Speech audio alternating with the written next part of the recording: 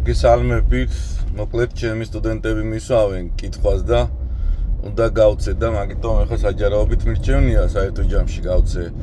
ანუ თავარი ბიზნესში და თავარი ამოცანა და თავარი ღერძები, ანუ კითხულობენ რა არის მნიშვნელოვანი, ანუ რამდენი პრინციპია მნიშვნელოვანი ბიზნესში და მე პასუხობ ესეთ რამეს, რომ რეალურად არა მარტო ბიზნესში და არა მარტო ცხოვრებაში, საერთოდ, ანუ დედამიწა როდესაც შეიქმნა და ადამიანები და კანონზომიერება აბსოლუტურად.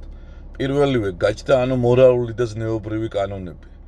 სადაც ადამიანს შეიძლება დაუწერელი იყოს რაღაცა ფაქტი, მაგრამ ის შინაგანი აქტით, თავისი ქმედებით, თავისი აქმებით ისეთ ქმედებას არ აკეთებდა, სადაც მის სინდის პატივს და ღირსებას პირდაპირ ადგებოდა ანუ ზიანი.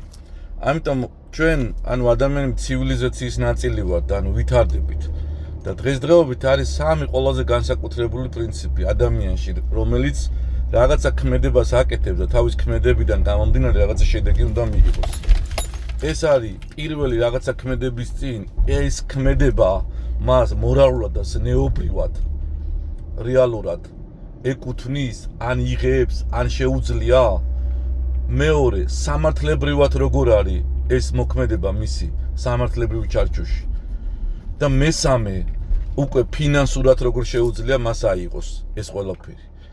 ანუ ეს არის ზუსტად აი საფეხურების გავლა არის რეალობად. სხვაგვარად ეს მომენტი არის დარღვევა თუ იწყება ადამიანი ჯერ ფინანსებით, მერე კანონით და მერე მორალით ყოველთვის ქმედება არის ყოველთვის უკავშირში.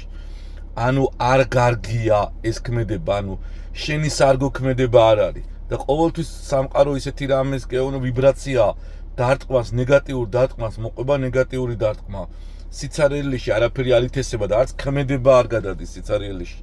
და აქედან გამომდინარე ყველაზე მთავარი სამი ნორმა არსებობს, რომელიც არის ნებისმიერ ადამიანს რაღაც ქმედებას აკეთებს, ზნეობრივად და მორალურად რამდენად მისია, სამართლებრივად ის რამდენად ჯდება ამ ყველაფრის ჩარჩოში და მერე ფინანსურად რამდენად ეკუთვნის მას.